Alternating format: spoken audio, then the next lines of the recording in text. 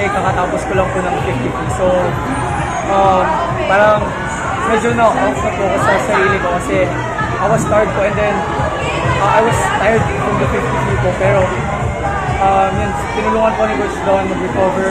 And then before the swim po,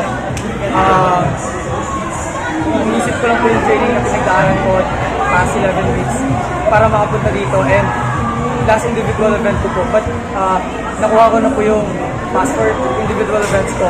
Ba't ko po ipapamigay yung last individual event ko?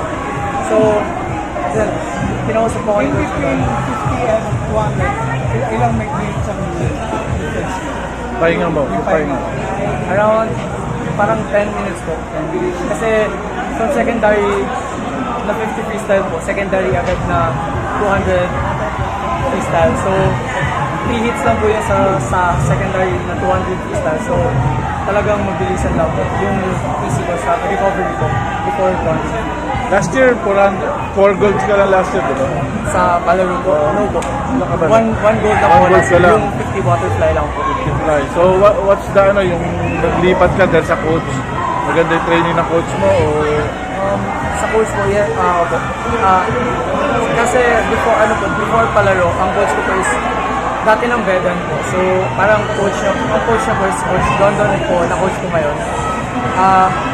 Siguro po, 1 year lang ako sa Veda. So, parang mas na-adapt ko po yung system ng Veda, like training program and all. So, parang kaya mas naigihan ko po, within the 1 year po, malaki po yung time difference na nababa ko sa mga station. Babalik ka next year sa palaro, di ba? Yes, So, ano yung goal mo doon?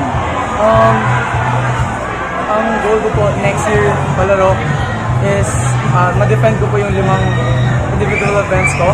Sana ma-defend ko po sila next year. And then, next year palaro po, ang goal ko po is yung individual events ko po ngayon is makuha ko po lahat ng records sa mga events na season ko. Kasi 2 butterfly lang po yung na-record ko, individual.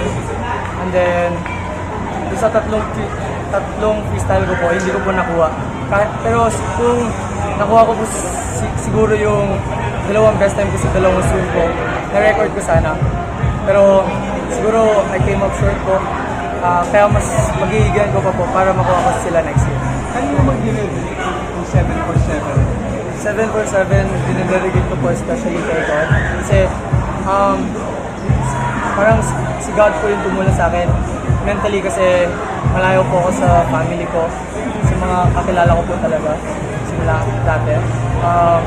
Siyempre sa sarili ko po kasi Roman Catholic. yes po. Dinededicate ko especially sa sarili ko po.